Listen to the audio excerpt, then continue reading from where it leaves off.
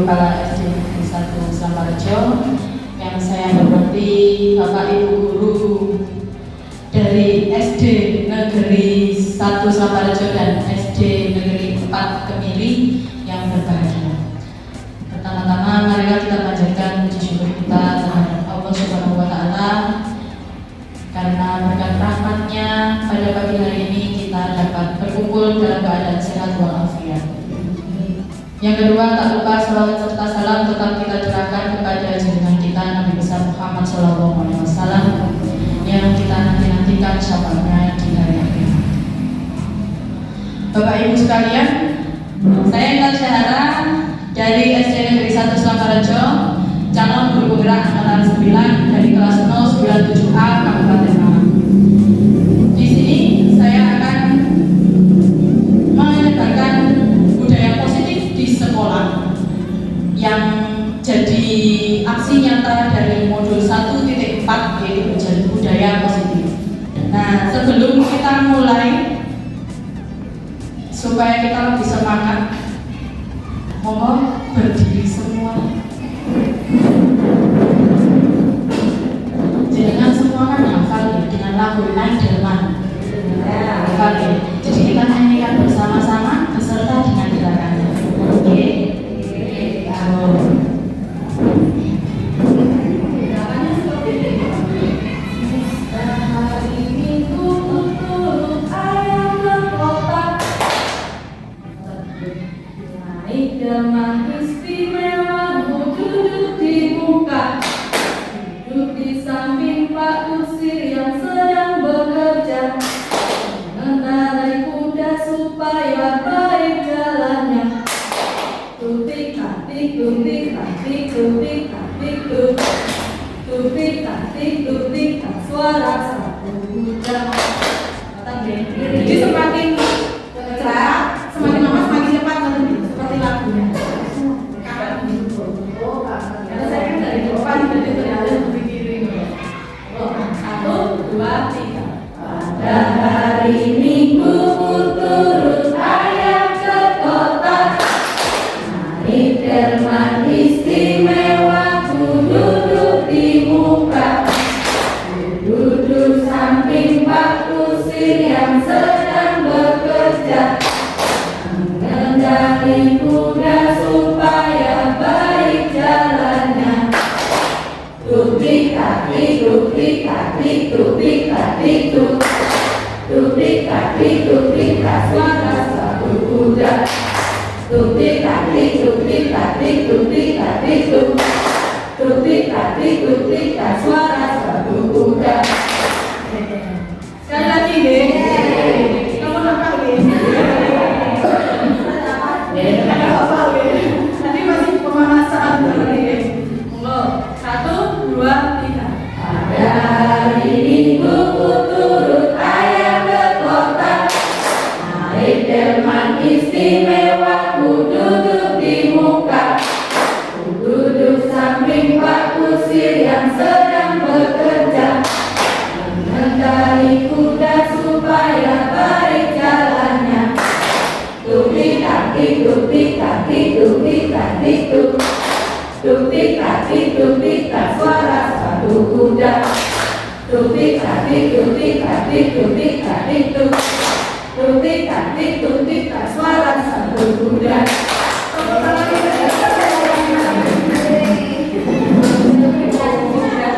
Seperti SD betulan. Karena guru SD kita seperti anak SD betulan. Nah itu tadi supaya membuka semangat kita setelah kita makan bersama. Biasanya kan kalau habis makan bersama kita ngantuk. Kalau malah ini acaranya kan lebih banyak ke saya menjelaskan materi.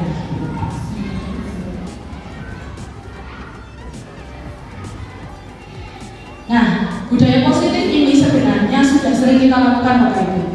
Sudah sering kita lakukan di sekolah, baik itu di kelas maupun di lingkungan sekolah. Namun biasanya itu kita tidak paham itu apa namanya. Nah, ternyata ada namanya sendiri yaitu budaya positif.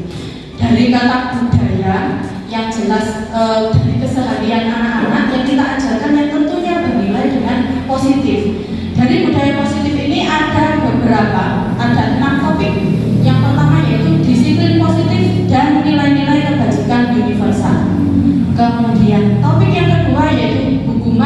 konsekuensi dan restitusi. Topik yang ketiga adalah keyakinan kelas. Yang keempat, kebutuhan dasar manusia. Yang kelima, 5 posisi kontrol. Dan yang keenam adalah segitiga restitusi. Dari keenam topik budaya positif ini, adakah yang Bapak Ibu sudah tahu kira-kira yang mana saja? Satu, disiplin positif. Sama-sama nggih. Oke. Hukuman konsekuensi restitusi? Ada yang sudah, ada yang belum. Karena memang sebenarnya ini sudah sering kita lakukan setiap hari. Namun namanya yang kita tidak tahu, gitu. Istilahnya berbeda. Sama Bapak Ibu, saya baru tahunya ya ketika mengikuti guru penggerak ini. Awalnya pun saya pikir apa itu restitusi, disiplin positif apa itu? Yang saya tahu tentang disiplin positif hanya berkutat tentang peraturan yang harus ditaati oleh siswa seperti itu. Sedangkan restitusi, kalau hukuman konsekuensi kita sudah tahu seperti apa. Ternyata nanti ada bedanya. Kita lanjutkan. Nah, yang pertama kita akan membahas tentang disiplin positif. Disiplin positif ini nanti yang pertama ada perubahan paradigma.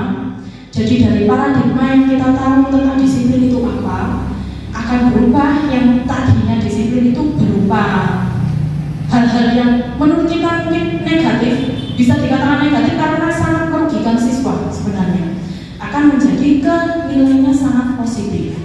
Kemudian yang kedua ada makna disiplin dan nilai kebajikan universal.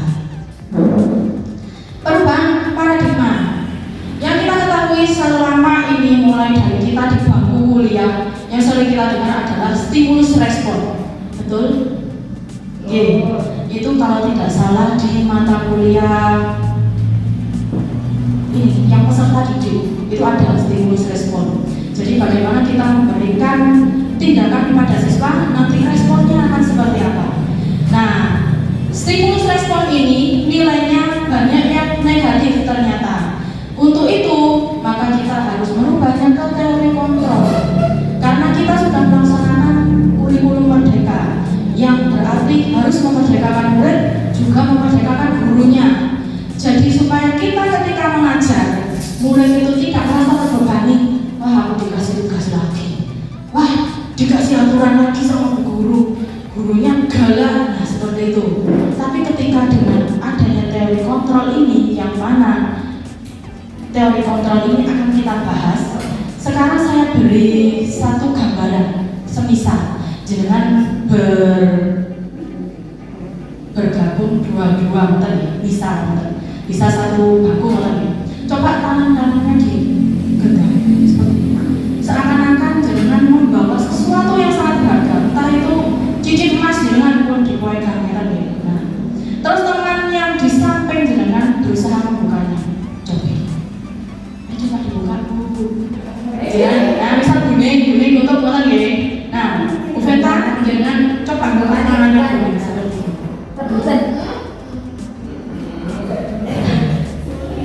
Bagaimana Bu? Sulit. Mengapa sulit Bu? Genggamannya terlalu erat. Terus? Nah, karena mungkin merasa Bu Neng ini saya membawa benda berharga saya. Walaupun kamu sampai juga balik, gak akan saya buka ini kan seperti itu. Nah, dari praktek seperti itu, kira-kira yang dimaksud dengan teori kontrol itu apa? Bahwa kontrol diri kita itu ada pada diri kita sendiri, tidak ada pada orang lain. Walaupun orang itu sampai ingin menjatuhkan kita, kalau kita kontrol diri kita, kita tetap harus berdiri, ya kita tetap akan berdiri. Meskipun bisa nanti duduknya montang-manting, bajunya sobek-sobek, tapi kita tetap berdiri. Disitulah perbedaan antara stimulus respon dan teori kontrol. Menjelaskan bahwa teori kontrol itu setiap manusia itu ada pada dirinya sendiri, yang artinya tidak bisa disetir oleh orang lain.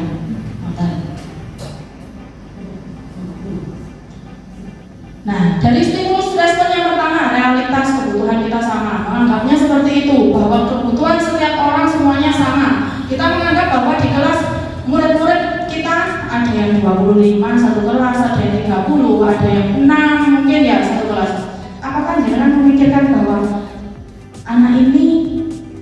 harus dapat 50, yang ini 70 saja, ini harus 80, seperti itu. Saya yakin tidak, karena saya juga mengalami bahwa selama ini saya menganggap murid-murid saya itu harus mendapatkan sesuai dengan apa yang saya berikan. Karena kita terpatok pada KKM, ngoten nggih. Nah, kita terpatok pada KKM yang artinya kita memukul rata semua murid. Mereka kebutuhannya sama. Berarti ketika saya menjelaskan, misal saya menjelaskan matematika tentang pecahan, satu bisa, saya yakin semua pasti bisa. Nah, itu kalau teori stimulus respon.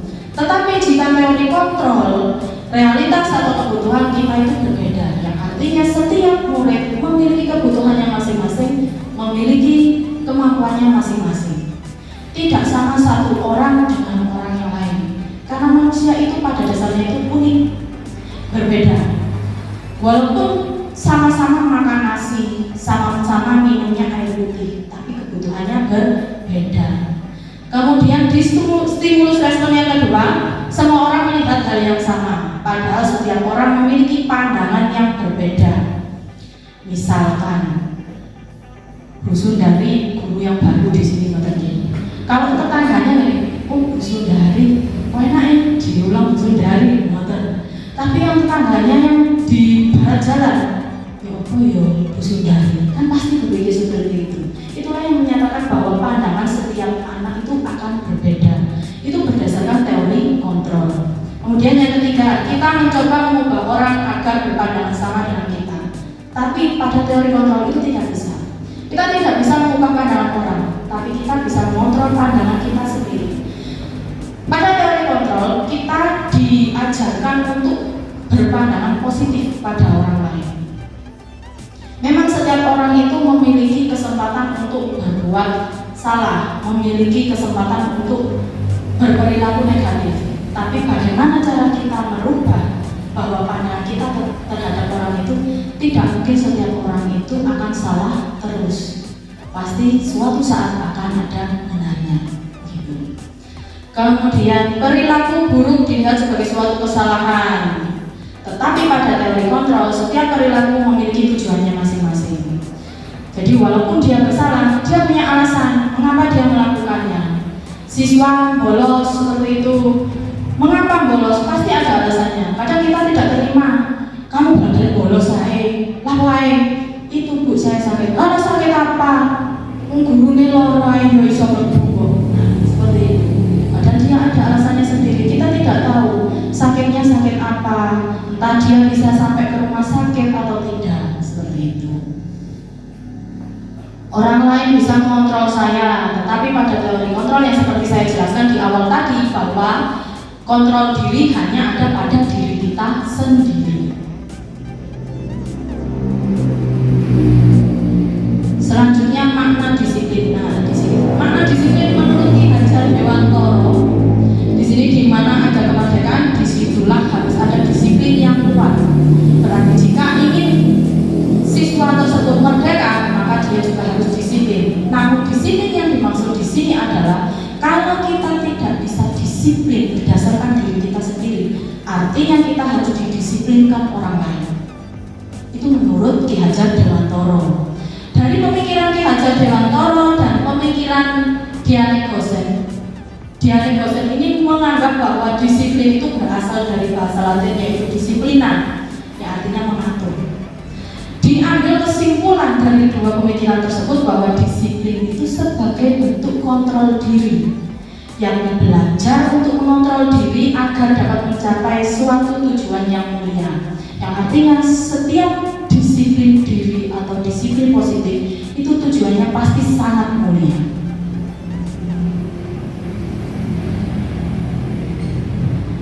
Tujuan dari disiplin positif adalah menanamkan motivasi yang ketiga.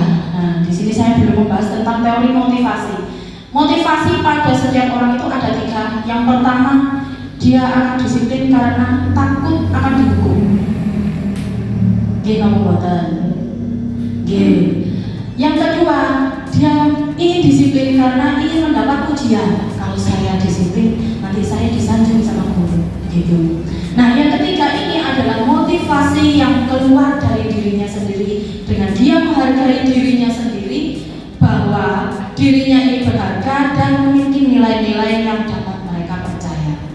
Tentunya sebagai pendidik, kita juga harus menciptakan anak-anak yang memiliki disiplin diri sehingga mereka bisa berperilaku dengan mengacu pada nilai-nilai kebajikan universal.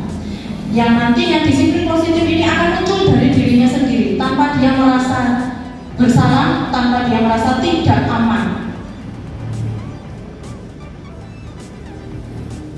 Nilai-nilai kebajikan universal. Nah, sebenarnya nilai-nilai kebajikan universal ini sama dengan nilai-nilai budi luhur, Bapak Ibu. Nilai-nilai budi pekerti yang biasa kita ajarkan di sela-sela pembelajaran, kita mengajarkan kepada anak-anak.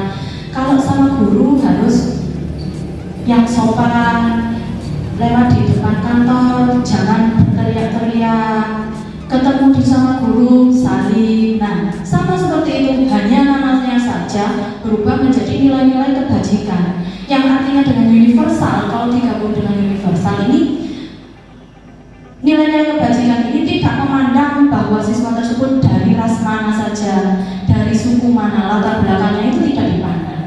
Jadi secara umum,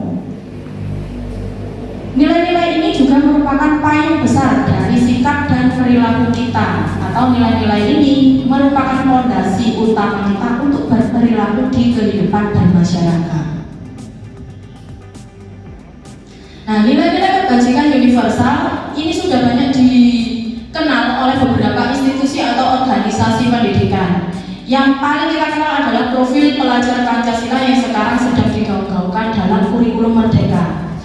Ada 6 dimensi. Yang pertama, beriman, bertakwa kepada Tuhan Yang Maha Esa dan berakhlak mulia. Yang kedua, mandiri. Ketiga, bernalar kritis. Yang keempat, berkebinekaan global. Yang kelima, bergotong royong. Dan yang terakhir, kreatif. Di sini ada 5 organisasi pendidikan sebagai contohnya. Ada IPO, Primary Years Program. Nah, dari yang jenengan lihat ini, nilai-nilai kebajikannya kan sama seperti yang kita ajarkan setiap hari pada anak-anak kita. Sama, Bapak Ibu. Begitu pula yang ketiga, 9 pilar karakter atau Indonesian Heritage Foundation, IHF. Nah, itu juga sama, setiap hari sudah kita lakukan, cuma namanya saja yang kita tidak tahu biasanya. Tidak berusaha sebutkan satu-satu nih, banyak ini poin-poinnya. Ini ada petunjuk seumur hidup dan keterampilan hidup, lifelong guidelines and life skills. Sama seperti biasanya kita mengajarkan ke anak-anak, kalian harus saling menghormati, saling menghargai, toleransi, begitu. The 7 essential virtues building moral intelligence dari Michelle Borba. Sama, ada kontrol diri, rasa hormat, kebaikan, toleransi, dan keadilan. Nah, ini ada lagi kan, masih banyak. Kalau saya sebutkan satu-satu, jangan ngantuk malin lagi. Nah, jadi kesimpulannya, disiplin positif ini menurut standar pendidikan nasional untuk menciptakan lingkungan yang positif, maka setiap warga sekolah dan pemangku kepentingan ini harus bersatu dan saling mendukung dalam menerapkan nilai-nilai kebajikan yang telah disepakati bersama. Karena nilai kebajikan ini bukan untuk kita yang menjadikan, kita yang menciptakan, tapi disepakati bersama antara guru dan murid. Seperti itu. Tujuannya sangat mulia, yaitu agar terbentuk murid-murid yang berkarakter. Nah, ini semua sepertinya visi-misi seluruh sekolah itu sama, membentuk murid-murid yang berkarakter. Pasti awalnya seperti itu, beriman, bertakwa, seperti itu. Sudah sering kita lakukan sebenarnya, Bapak Ibu. Nah, topik yang kedua, di sini ada hukuman, konsekuensi, dan restitusi. Mana yang sudah sering jangan dengar? Hukuman, konsekuensi. Kalau restitusi, belum. Sama, saya juga baru dengarnya pas ikut ini di Bapak Ibu. Tapi sebenarnya nanti ketika kita sudah tahu artinya apa itu restitusi, kita setiap hari itu sudah melaksanakan. Hukuman dan konsekuensi. Nah, tindakan terhadap suatu pelanggaran pada umumnya itu berbentuk hukuman dan konsekuensi. konsekuensinya apa? Kan sama saja, kayak sama saja ngoten nggih. Nah, kalau dengan restitusi itu berbeda. Menurut Gosen di sini, restitusi adalah proses menciptakan kondisi bagi murid untuk memperbaiki kesalahan mereka. Jadi murid ini diberi kesempatan untuk memperbaikinya, sehingga nanti murid akan bisa kembali kepada kelompoknya dengan karakter dirinya yang lebih kuat. Seperti itu. Biasanya kalau ada anak-anak yang salah, apa yang kamu lakukan? Minta maaf Bu. Jadi seperti sudah template-nya anak-anak minta maaf, padahal nanti diulangi lagi seperti itu, guys. Nah, di sini hukuman dan konsekuensi. Adakah perbedaan antara hukuman dan konsekuensi? Ada atau tidak? Hampir sama. Bila sama, di mana persamaannya?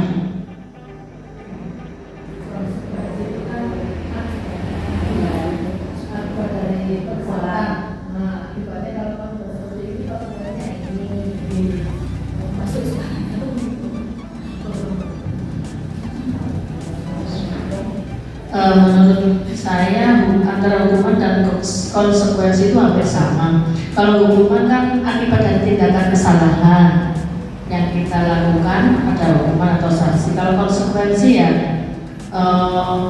akibat dari yang kita lakukan mendapat konsekuensinya apa. Kalau berbuat salah mendapatkan hukuman, kalau benar bisa dapat hadiah. Itu konsekuensinya mungkin seperti itu. Terima kasih Bu Sundari. Mau tepuk tangannya Bapak Ibu.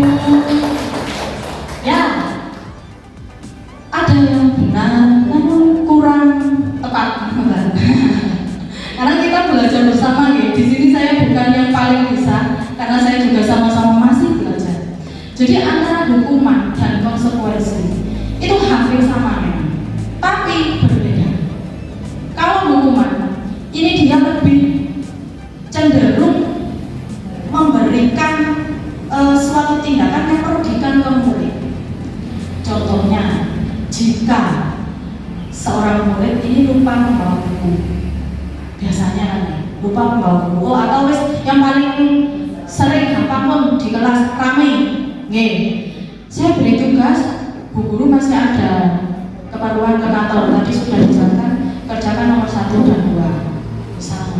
Tapi namanya anak-anak, ada yang bertengkar, ada yang sampai kebukuan kan motor. Nah, terus biasanya kita itu memberikan hukuman. Hukumannya berupa apa? Kamu ramai saja di kelas, sana berdiri depan bendera hormat di tengah teriknya matahari. Itu berupa hukuman. Kira-kira dari hukumannya itu dengan kesalahannya tadi yang ramai, apakah ada kesinambungannya? Tidak ada. Perbedaannya di situ Bapak Ibu. Kalau konsekuensi sama, hampir sama seperti hukuman, tapi ada keseimbangannya, kesinambungannya. Contoh misal, tadi kalau anak misal waktu olahraga, dia ramai sendiri dengan temannya. Kemudian guru olahraganya bilang, kamu kok ramai sendiri? Ayo lari keliling lapangan 3 kali. Apakah masih ada hubungannya? Ada, karena dia waktu jam olahraga. Kegiatan olahraga kan di lapangan, bukan di dalam kelas. Jadi kalau dia lari mengelilingi lapangan 3 kali, masih ada hubungannya dengan kegiatan fisik ketika olahraga. Disitulah perbedaannya antara hukuman dan konsekuensi. Jadi kalau hukuman itu lebih membuat siswa itu merasa tertekan, yang akhirnya nanti dia akan membenci pada peraturan itu. Dia tidak akan patuh. Paling banyak seperti itu, paling sekali 2 kali takut. Oh ya wis tak menang. Tapi 5 menit kemudian tantang malih. Nah, karena berupa apa? Hukuman. Kalau konsekuensi masih ada kesinambungannya ini tadi. Tetap kalau konsekuensi masih tetap membuat siswa itu merasa tidak nyaman. Nah, aku rame di bawah layu, nah kocok sisi ikan dalam layu. Nah, seperti itu. Jadi masih ada rasa tidak nyaman. Nah, disitulah maka muncul yang namanya restitusi. Karena hukuman ini identik dengan identitas gagal, menjadikan siswa itu menjadi orang yang gagal. Contohnya yang pertama, sesuatu yang Ya seperti itu tadi, rame di kelas disuruh hormat di depan bendera ketika panas terik jam 11 siang. Kira-kira bagaimana? Menyakiti tidak ada fisiknya? Menyakiti, padahal tidak ada kesinambungannya dengan apa yang dia lakukan kesalahannya itu tadi. Sedangkan kalau konsekuensi sesuatu yang harus terjadi, kamu tadi bersalah, kamu rame, ya sudah, ini waktunya olahraga, kamu silakan keliling lapangan. Sama seperti dia melakukan pemanasan sebelum berolahraga. Ketika diubah lagi untuk menjadi identitas sukses, nah disinilah terbentuk restitusi. Namun restitusi ini nanti ada tata caranya. Tidak tiba-tiba restitusi merupakan pilihan. Kamu rame aja di kelas. Sekarang kamu mau apa? Nah, tidak langsung seperti itu. Kalau diberi pilihan seperti itu, ya saya diam aja, udah gitu diam ya. Tapi setelah itu dia melakukan lagi. Nah, jadi ada tata caranya untuk restitusi nanti. Yang kedua, tidak nyaman untuk murid atau anak untuk jangka waktu panjang. Kalau konsekuensi tidak nyaman, tapi dalam jangka waktu pendek. Sedangkan restitusi dia akan menguatkan murid dalam jangka waktu panjang. Dia akan memahami kesalahannya seperti apa, sehingga kalau dia melakukan pelanggaran, apa yang akan dia dapatkan, dia akan berpikir sendiri. Itu kalau menggunakan restitusi. Kemudian kalau menggunakan identitas gagal tadi di hukuman, korban itu mendapatkan keadilan, tapi hanya sementara bagi teman-temannya yang melihat. Sedangkan kalau konsekuensi, korban itu lebih cenderung diabaikan. Kalau restitusi, korban nanti mendapatkan ganti. Ganti dari apa? Dari apa yang sudah dilakukan salah tadi. Kalau salah kan berarti tindakan negatif ya, berarti diubah ke dalam tindakan positif seperti itu. Kalau hukuman, jelas anak akan tersakiti secara fisik maupun psikis, itu banyak tersakiti. Kalau konsekuensi dibuat tidak nyaman, ya tetap hampir sama seperti hukuman, cuman levelnya lebih rendah dikit gitu. Kalau restitusi, dia akan mendapatkan penguatan karakter pada dirinya.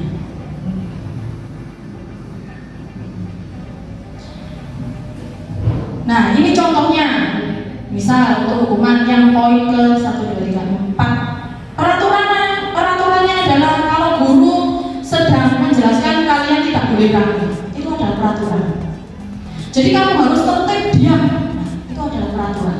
Tapi jika diubah ke dalam konsekuensi, apa peraturannya anak-anak? Bisakah kalian melaksanakannya? Nah, jadi kita seperti memberikan kesempatan pilihan kepada anak-anak, tapi tetap sesuai dengan keinginan kita sebagai guru. Kalau restitusi ini lebih ke menanyakan keyakinan. Apa yang kamu yakini? Maksudnya yang kamu yakini bukan yakin akan keberadaan Tuhan yang Maha Esa gitu, enggak gitu. Maksudnya apa yang kamu yakini? Yang diyakini dari tindakannya itu tadi. Yang dilakukan itu sudah benar atau tidak? Kalau kamu tidak benar, mana yang kamu langgar? Poin mana yang kamu langgar? Seperti itu. Jadi lebih membuat siswa itu berpikir sendiri. Tidak kita yang istilahnya jujur, kamu salah gitu, tidak. Tapi membuat dia berpikir, oh iya, saya melakukan ini sama tidak dengan peraturannya tadi. Oh tidak sama, berarti saya benar atau salah? Oh berarti saya salah. Dia akan berpikir sendiri, begitu. Apa yang bisa kamu lakukan untuk memperbaiki masalah ini? Sehingga nanti siswa akan mencari tahu sendiri penyelesaian dari masalahnya itu seperti apa. Yang akhirnya nanti kalau menggunakan restitusi, siswa itu diharapkan nanti akan dapat menghormati dirinya sendiri, menghormati orang lain. Bukan kalau kita kan biasanya menghormati orang lain saja, nih. Menghormati bapak ibu, menghormati teman yang lebih tua. Tapi kalau di sini dia juga akan menghormati dirinya sendiri. Istilahnya ngeman awake dhewe kalau berbuat salah seperti itu.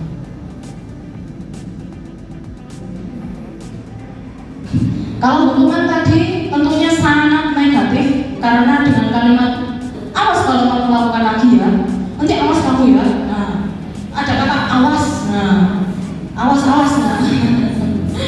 Itu sudah gitu ya. Apalagi kalau anak kelas 1, 2 itu apa kamu ya? Wah, wis wadul. Kalau yang netral dari konsekuensi, lakukan yang saya katakan. Jadi masih sama seperti mendikte, tapi kalimatnya lebih halus seperti itu. Kalau positif, apakah hal ini yang sesungguhnya ingin kamu lakukan? Bersama kayak ini ta, seneng tak sana rame di kelas. Biasanya kan kita seperti menyindir seperti itu ya. Ternyata apa yang kita sindirkan itu adalah bentuk dari restitusi yang kita lakukan.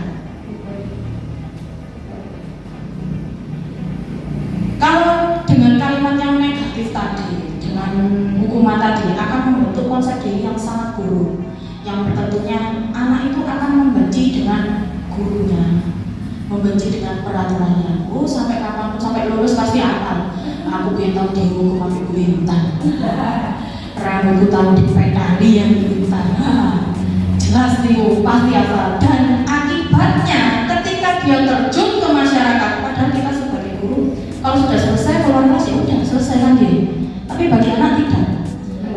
Keluar sekolah pun, jangankan keluar kelas, keluar dari sekolah dia sudah lulus. Di jalan tidak mau bertemu. Ini benar, saya alami soalnya. Jadi saya dulu memang sangat sering melakukan hukuman. Konsekuensi ada mungkin 1-2 kali saya lakukan, tapi saya lebih sering melakukan yang hukuman. Nah, untuk sekarang saya juga jadi belajar bagaimana kalau saya menghukum anak terus-terusan dan merugikan anak, dia tidak akan senang dengan saya. Dia belajar di kelas tidak akan bahagia. Yang nanti dampaknya dia pun mau berangkat sekolah gak suka, karena di kelas juga ketemu saya gitu, setiap hari bertemu dengan saya. Tapi kalau dengan restitusi ini kita bisa menciptakan suasana pembelajaran yang menyenangkan bagi anak, namun anak bisa tetap disiplin. Nah, ini ada beberapa soal, tapi tidak saya ambil nilai. Tidak ada nilai 150, tidak ada. Saya hanya ingin bertanya, dari tindakan guru yang pertama mencatat 100 kali di dalam buku kalimat, saya tidak akan terlambat lagi karena terlambat ke sekolah. Siapa yang pernah melakukan itu, Bapak Ibu? Semua sering melakukan itu. Di sini berarti kesalahannya siswa apa itu? Kesalahannya yang dilanggar terlambat, berarti dia tidak tepat waktu. Dengan hukuman mencatat 100 kali di dalam buku kalimat saya tidak akan terlambat lagi, itu 100 kali, 100 baris. Ada hubungannya atau tidak? Tidak. Berarti termasuk hukuman atau konsekuensi? Hukuman. Berarti itu dilakukan ya Bapak Ibu.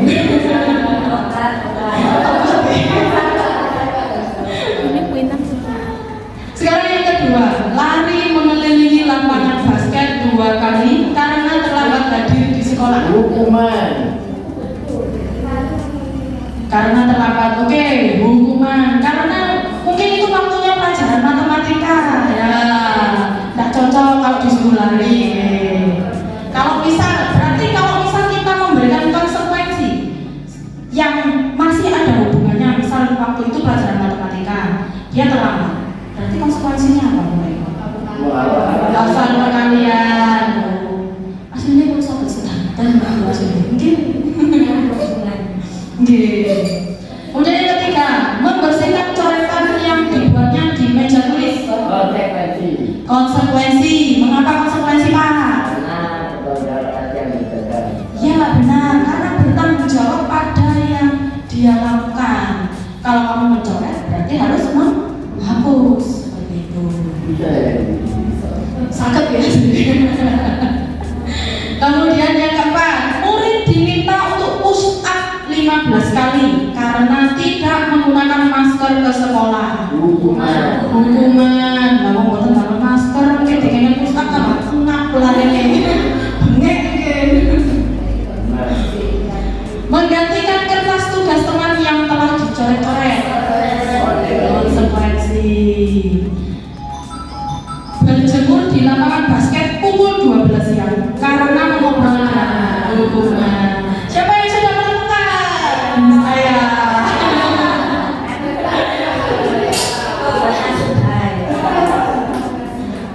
Ini saya ingin tahu Bapak Ibu.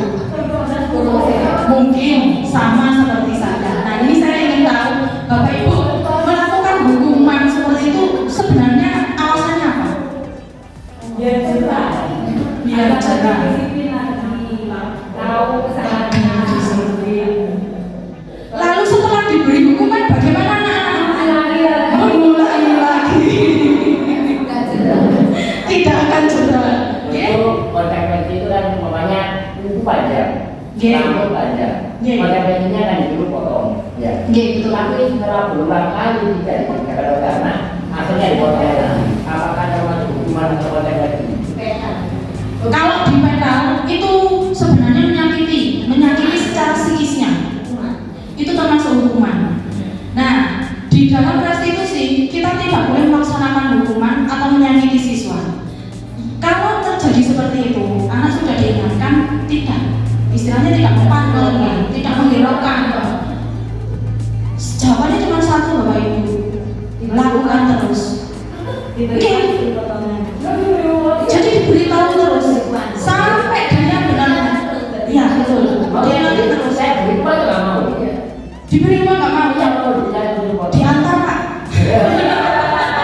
Korban yang lain. Atau, nah,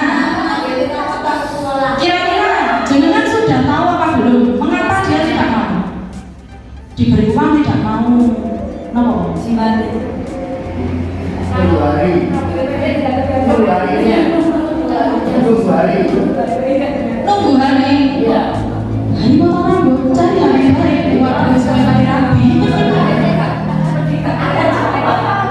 Ada yang seperti itu gitu Pak? Keren banget. Berarti masih nguri-nguri budaya. Oh gitu. Ada yang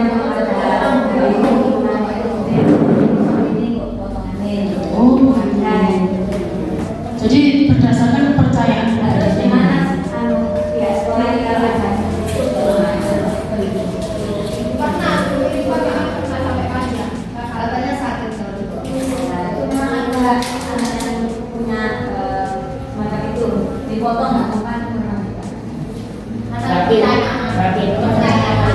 Tapi masih ya benar.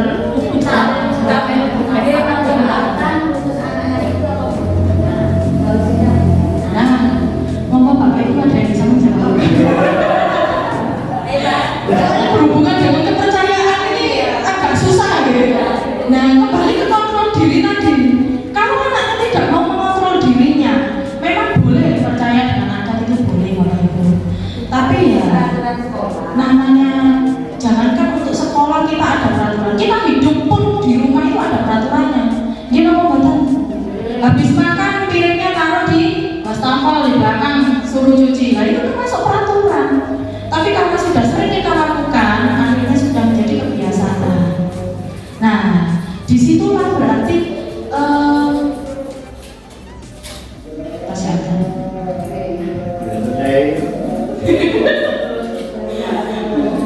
La ilaha illallah.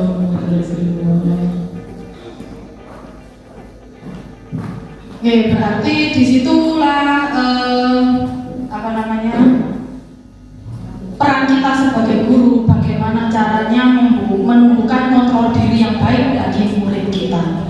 Dengan cara yaitu tadi kita meminimalisir hukuman. Kalau konsekuensi mungkin sekali dua kali, yang penting tidak menyakitinya. Tapi lebih baik, alangkah baiknya kita melakukan restitusi. Ngerti ya Bapak Ibu? Nah, ini biasanya kok bisa ya dihukum oleh penghargaan? Kok bisa Bapak Ibu? Dari Al-Fiqon, saat kita berulang kali menjanjikan hadiah kepada anak-anak agar berperilaku bertanggung jawab. Biasanya kan kita gitu, ayah saya benar-benar kok oleh sampai. Atau kepada seorang murid agar mempelajari sesuatu yang baru. Semari disek untuk oleh istirahat. Itu termasuk penghargaan.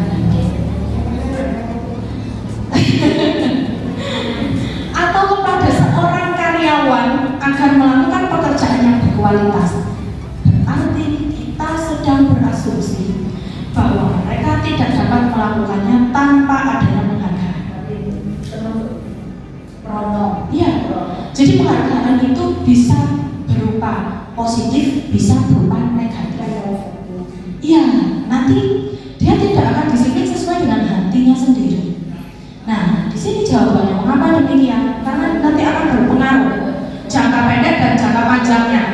Contohnya kita mawon untuk keseluruhan itu nih, alasannya itu. Contohnya gini. Wes sing gelem antem di kelas iki kok oleh murid dhisik. Atau nah, yang sudah selesai pulang dulu kan ngoten nggih.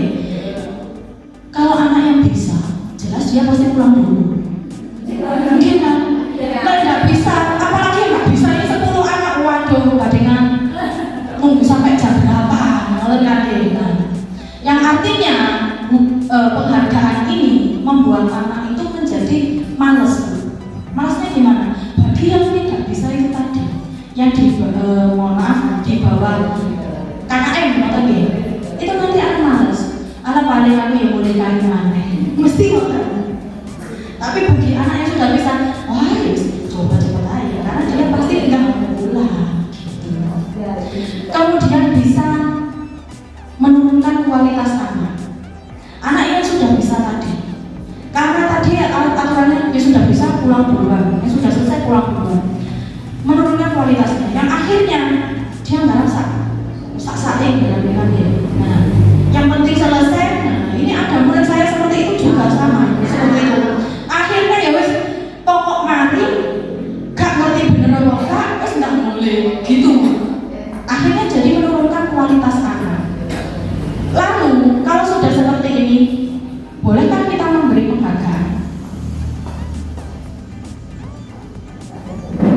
Bolehkah kita memberi penghargaan?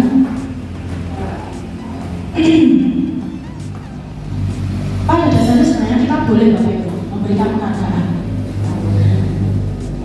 Penghargaan itu sekali dua kali oke nggak masalah.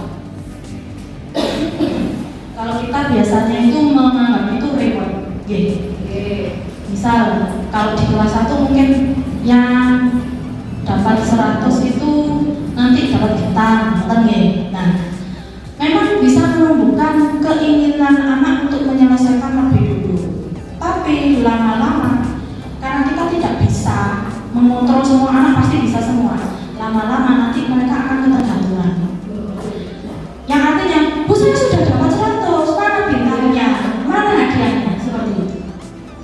Termasuk kalau misal waktu ulangan, dapat 100 nanti dapat hadiah buku, seperti itu sama. Kalau dia dapat 100 lagi, dia akan tanya lagi, Bu, mana hadiah saya? Mungkin kalau dia nggak bertanya, dia akan menunggu-nunggu. Itu sudah harap-harap cemas itu dalam hatinya sebenarnya. Jadi boleh Bapak Ibu sekali dua kali. Tapi kalau bisa itu diminimalisir. Karena dengan penggunaan penghargaan yang berlebihan, itu bisa mematikan kreativitas anak, bisa mengurangi kualitas anak, membuat anak ketergantungan yang artinya dia tidak akan berkembang ke depannya. Seperti itu. Makanya disebut dengan dihukum dengan penghargaan. Contohnya saja kalau anak tunggal lagi ya, kalau di rumah biasanya. Pokok sananya nggak kelas tak kok mau sepatu sing apik.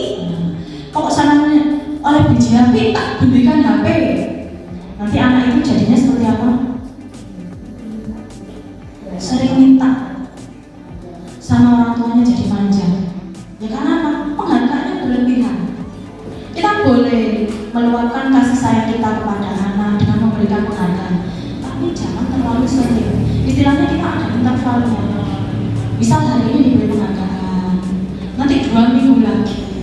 Jadi ada intervalnya. Tapi kalau bisa jangan sampai seperti sebuah jadwal. Minggu pertama dan minggu ketiga dan jangan. Lama-lama anak itu ditanya. Jadi boleh memberikan penghargaan, tapi kalau bisa diminimalisir dan kalau bisa lagi tidak berupa barang. Sebenarnya memberikan barang ke anak membuat dia senang. Senangnya oleh barang ini, senang oleh pensil, walaupun hanya pensil, tapi anak itu bahagia. Tapi lama-lama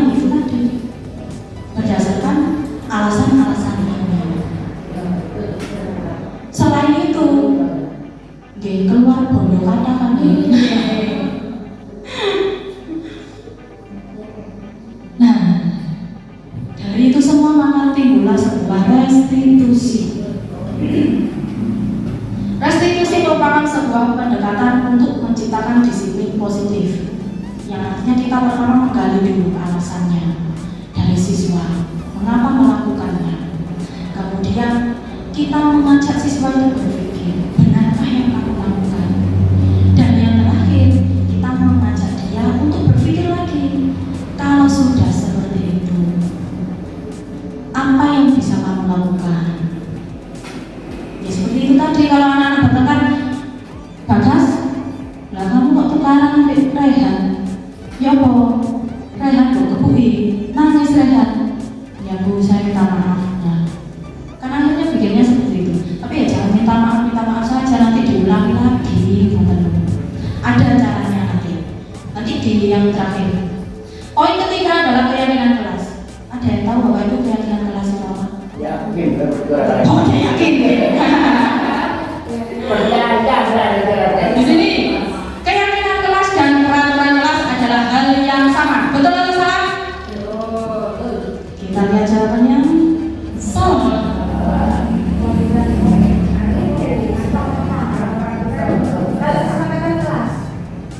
Nah, itu keyakinan kelas.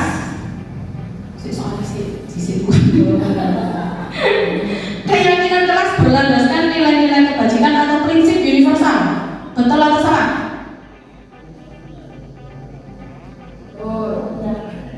Betul.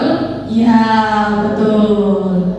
Karena berdasarkan nilai-nilai kebajikan atau nilai-nilai yang budi pekertinya luhur tadi, itu timbullah keyakinan kelas itu. Nah, disinilah terbentuknya keyakinan kelas Bapak Ibu. Yang awalnya peraturan, kemudian dari peraturan itu kita ubah menjadi kalimat positif. Dari kalimat positif inilah kita ambil nilai-nilai kebajikannya. Nah, kalau sudah tahu ada nilai kebajikannya dari kalimat positif itu, disitulah kalimat positif itu akan berubah menjadi keyakinan kelas. Coba diberi satu contoh peraturan saja. Kenapa? Biasanya.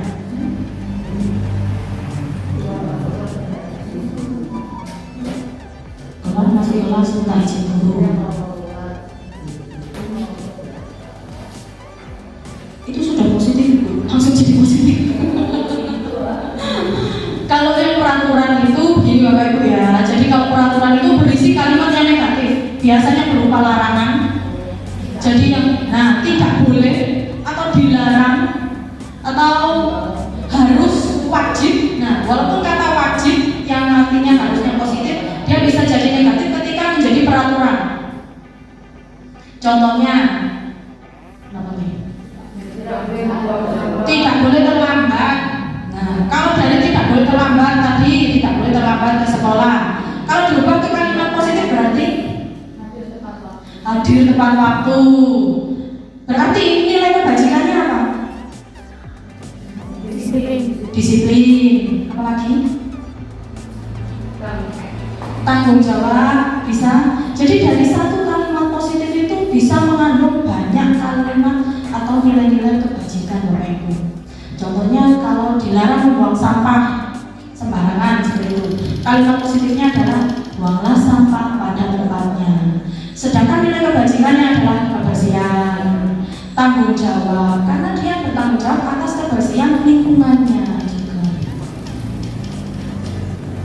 Nah, apa nilai kebajikan atau keyakinan yang ingin diangkat dari peraturan-peraturan berikut? Yang pertama, menggunakan helm saat mengendarai motor. Nilai kebajikannya apa? Keselamatan, keamanan. Kalau yang kedua, membuang sampah pada tempatnya. Kebersihan, tanggung jawab, disiplin, bisa. Dilarang menggunakan kata-kata kasar, sopanan. Terus satu lagi, kesopanan. Berarti kalau sudah sopan berarti kalau sudah sopan berarti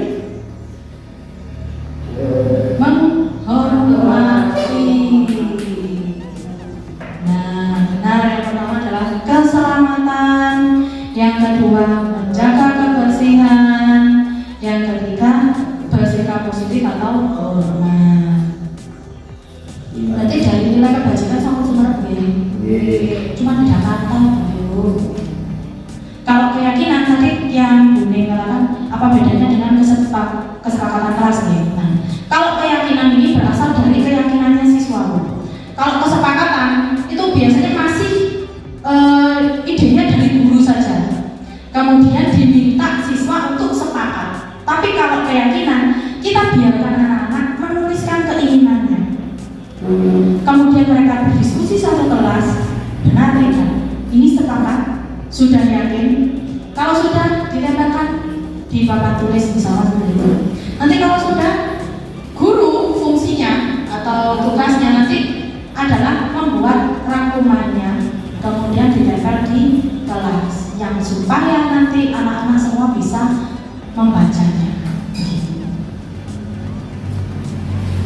Urutan langkah-langkah utama dalam menetapkan keyakinan kelas serta pendalamannya. Kan tadi keyakinan kelas berupa dari berawal dari yang tiga tadi, 1, 2, 3. Keyakinan kelas, ya peraturan. Kemudian kalimat positif dan yang terakhir nilai kebajikan. Di sini, nah, monggo dipirsani yang nomor 1 yang mana?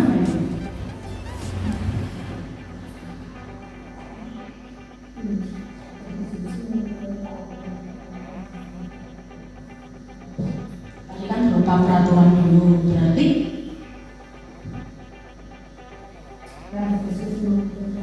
ya berdiskusi memunculkan peraturan, berarti yang kanan atas Bu, kanan atas. Terus nomor 2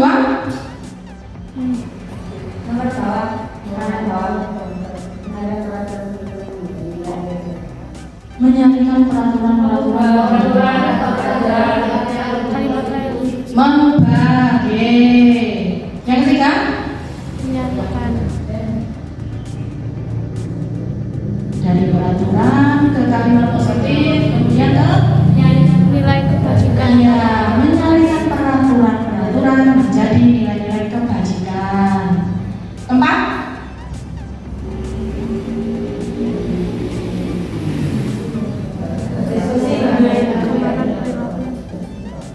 diskusi mengenai gambaran perilaku.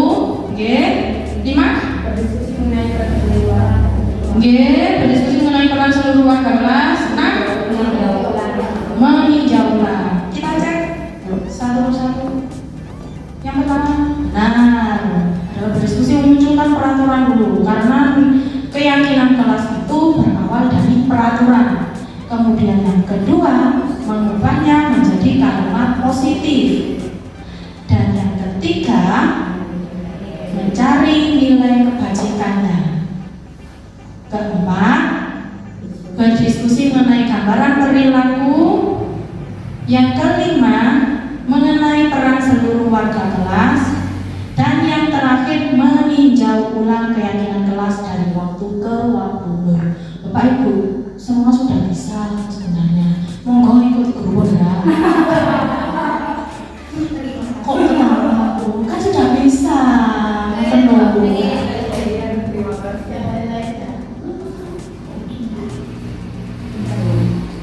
Di sini keyakinan kelas dapat dibentuk menggunakan tabel T atau tabel Y. Singkat saja, dari nilai kebajikan hormat itu bisa tampak seperti datang tepat waktu, tidak tampak seperti sering hadir terlambat. Berarti kalau tidak tampak ya dia nggak pernah terlambat karena dia tepat waktu gitu. Itu menggunakan tabel Y. Kalau tabel Y, misal dari yang terlihat empati terhadap perasaan orang lain, kemudian terdengarnya satu orang berbicara, ayo saya bantu. Nah, dia punya empati ke temannya kesusahan, itu bisa dibantu. Perilakunya yang pertama tersenyum dengan ramah, tapi ya jangan senyum-senyum sendiri. Iya. Yang keempat, kebutuhan dasar manusia. Kita sebagai manusia tentu memiliki kebutuhan-kebutuhan untuk kehidupan kita. Meliputi yang pertama, kebutuhan bertahan hidup. Di sini contohnya misal ada seorang siswa, kemarin di kelas saya itu suka minta jajan ke temannya, gitu ada ya seperti itu. Nah ini contoh misal, kemudian ditanya, kok sampai jaluk jajan di kancane apa? Saya senang Bu, saya pengen jajan nih. Lula sampai nggak sanggup, enggak. Nah itulah yang disebut dengan kebutuhan bertahan hidup, karena dia berusaha memenuhi rasa laparnya itu tadi supaya dia kenyang, tapi dia tidak memiliki modalnya. Ya artinya dia survive-nya caranya ya minta temannya itu tadi. Itu merupakan satu kebutuhan hidup manusia. Kemudian kasih sayang dan rasa diterima, bukan yang gini, aku sayang kamu, enggak, bukan gitu. Maksudnya kasih sayang dan rasa diterima itu berarti dia misal di kelas itu, nah ingin merasa senang dengan teman-temannya, terus disayangi oleh gurunya, seperti itu. Kemudian penguasaan, kalau penguasaan contohnya bagaimana Bapak Ibu? Kalau penguasaan, nah lebih cenderung ke berkuasa, yang artinya dia ingin menunjukkan bahwa dia punya potensi. Kalau negatifnya ya biasanya itu anak jadi kayak sok. Nah itu dia sebenarnya menunjukkan saya punya kuasa, seperti itu. Jadi kita tidak selalu kalau anak berbuat salah itu berpikir negatif, berarti oh dia sedang memenuhi kebutuhan dasar hidupnya. Kemudian kebebasan, kalau kebebasan bagaimana?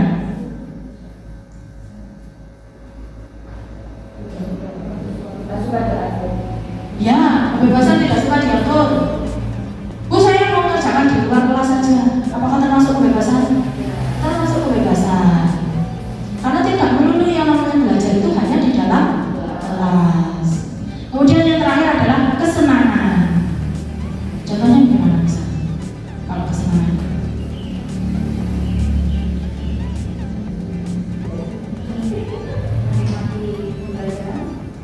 Menikmati pembelajaran. Apalagi? Iya, ada juga yang seperti itu, Beb. Kamu kok suka ganggu temannya? Ya senang aja, Bu. Hobinya, berarti dia memiliki kesenangan tersendiri. Boleh. Walaupun sebenarnya itu negatif nih. Ya, itu termasuk Bapak Ibu. Ada 5 kebutuhan dasar manusia. Yang pertama kesenangan, 2 cinta dan kasih sayang, kebebasan, penguasaan, dan bertahan hidup. Kesenangan adalah kebutuhan untuk merasa senang, agar dia merasa senang. Berarti saya seperti ini yang tadi dicontohkan oleh Bu Sundari tadi. Saya senang usil saya, teman saya. Kemudian cinta dan kasih sayang, bukan yang aku cinta kamu, I love you, bukan. Tapi kebutuhan untuk diterima, memberi dan menerima kasih sayang. Sedangkan kebebasan, kebutuhan akan pilihan, kemandirian, dan dia memiliki otonomi pada dirinya sendiri. Tidak suka diatur, itu termasuk kebebasan. Penguasaan, kebutuhan pengakuan atas kemampuan.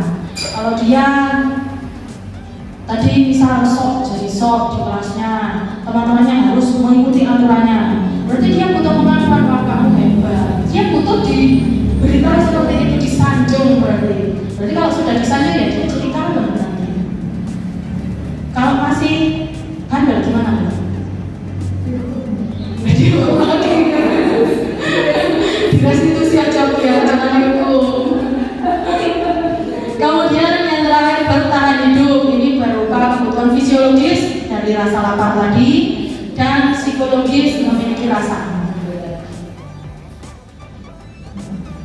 Yang kelima adalah 5 posisi kontrol. Di sini 5 posisi kontrol seorang guru. Yang pertama sering kita lakukan yaitu penghukum.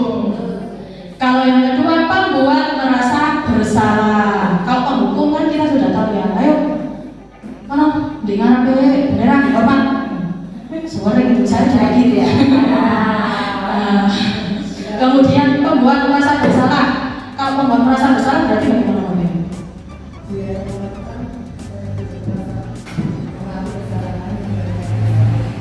Ya, kalau membuat merasa bersalah itu gini, misal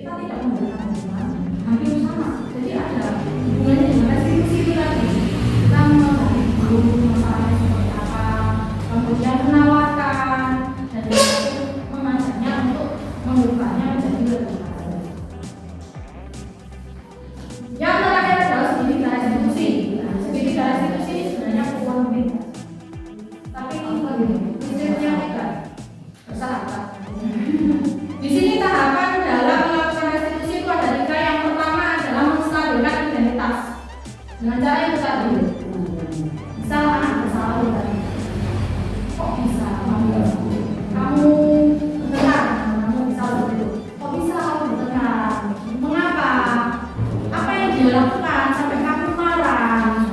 Terus kita menstabilkan identitasnya setelah kita kembali dengan cara bagaimana? Ya, tidak apa-apa. Kalau saya tuh di posisi kamu, saya diganggu, saya juga marah. Karena itu manusiawi, kita diganggu pasti marah kan gitu. Itu menstabilkan identitas. Dan setiap manusia itu pasti memiliki kesempatan untuk bersalah. Tidak ada manusia yang sempurna. Itu adalah langkah menstabilkan identitas. Kemudian yang kedua, validasi tindakan yang salah. Nah, tapi meskipun begitu, kalau sebetulnya apakah itu benar? Bisakah kamu melakukan yang lebih baik dari itu tanpa menutupnya supaya dia jerak? Bisakah? Dia akan berpikir bagaimana, oh iya tadi salah. Nanti tanpa saya memukulnya, saya bisa memberitahunya dulu. Seperti itu. Dan yang terakhir adalah menanyakan keyakinannya. Nah, yang kamu lakukan tadi sudah salah. Kamu sudah tahu salahnya di mana. Kira-kira yang kamu lakukan setelah itu apa? Ya saya harus memperbaiki kesalahan saya. Berarti di situ dia sudah memiliki keyakinan. Tadi yang kamu lakukan sudah salah kan? Ya. Kamu melanggar peraturan kan? Yang peraturan yang mana? Keyakinan kelas mana yang kamu melanggar? Saling menghargai itu. Jadi ada 3 untuk restitusi, segitiga restitusi. Yang pertama menstabilkan identitas, yang kedua adalah validasi tindakan yang salah, dan yang terakhir adalah menanyakan keyakinan. Dan kalimat-kalimat yang ada pada 3 tahapan ini sudah sering kita lakukan setiap hari. Hampir sama tindakan restitusi ini dengan BP, hampir sama seperti ini.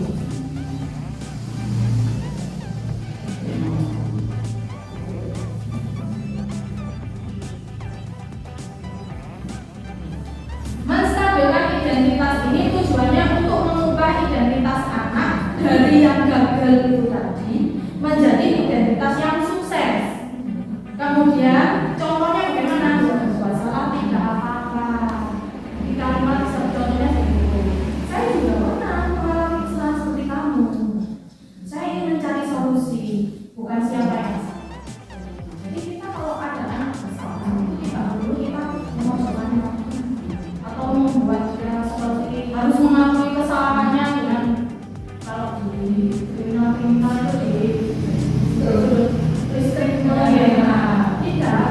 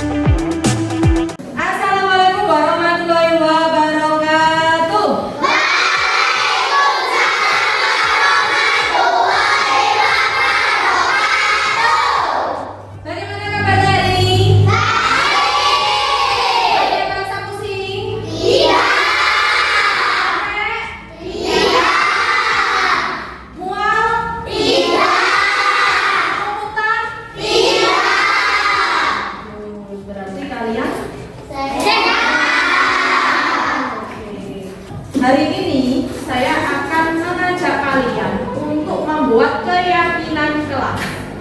Keyakinan kelas ini kita sepakati bersama. Diharapkan tidak ada yang keberatan dengan keyakinan kelas yang dibuat. Kalian sendiri yang membuat, kemudian didiskusikan dengan temannya, saling bertanya ini bagus apa tidak, ini cocok atau tidak.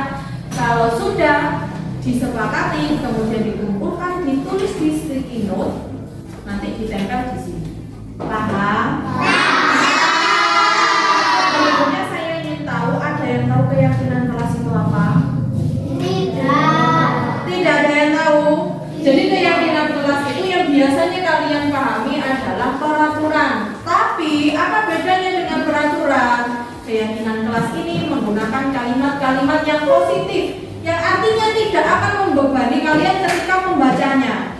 Kalau kalimat-kalimatnya di peraturan itu kalimat-kalimat yang berupa larangan, berupa perintah. Sekarang boleh disiapkan pulpen aja. Pulpennya, alasnya, bukunya. Di sini saya punya spidol.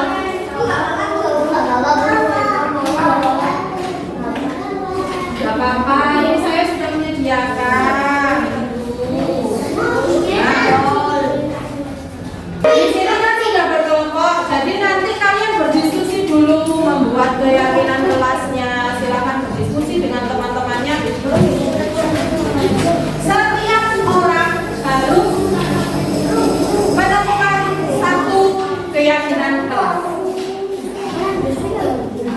Contohnya, saya beri contoh dulu untuk menuliskan keyakinan kelas. Kalau biasanya peraturannya tentang kebersihan, jadi kalau kalian membuat peraturan, nah kalau keyakinan kelas contohnya tidak boleh terlambat ke sekolah, contohnya seperti itu peraturan. Kalau diubah ke keyakinan kelas, maka menjadi datang ke sekolah tepat waktu. Betul. Nah yang ditulis berarti ya datang ke sekolah tepat waktu. Nah ini setelah ini saya bagikan per kelompok. Nanti satu orang ambil satu ya, satu lembar.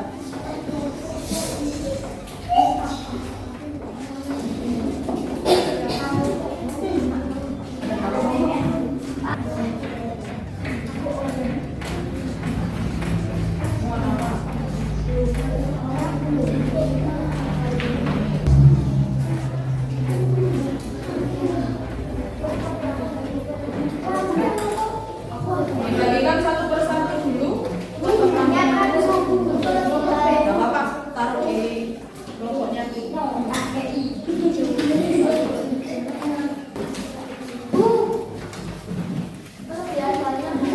Gak apa-apa, ditaruh di kelompoknya dulu. Ya, tulis namanya dulu, nama panggilan saja, tidak apa-apa.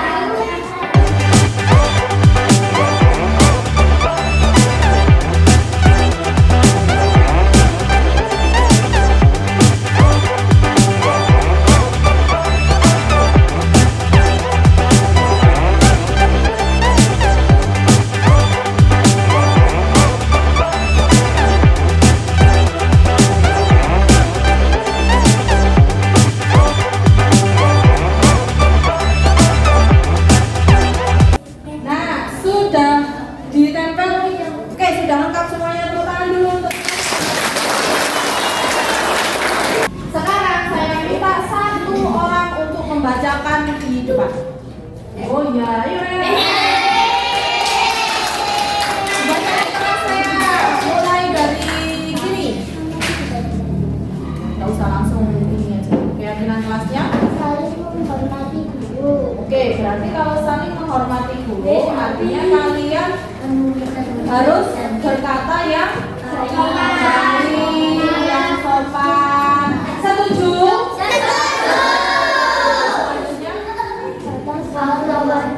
Datang sekolah tepat waktu.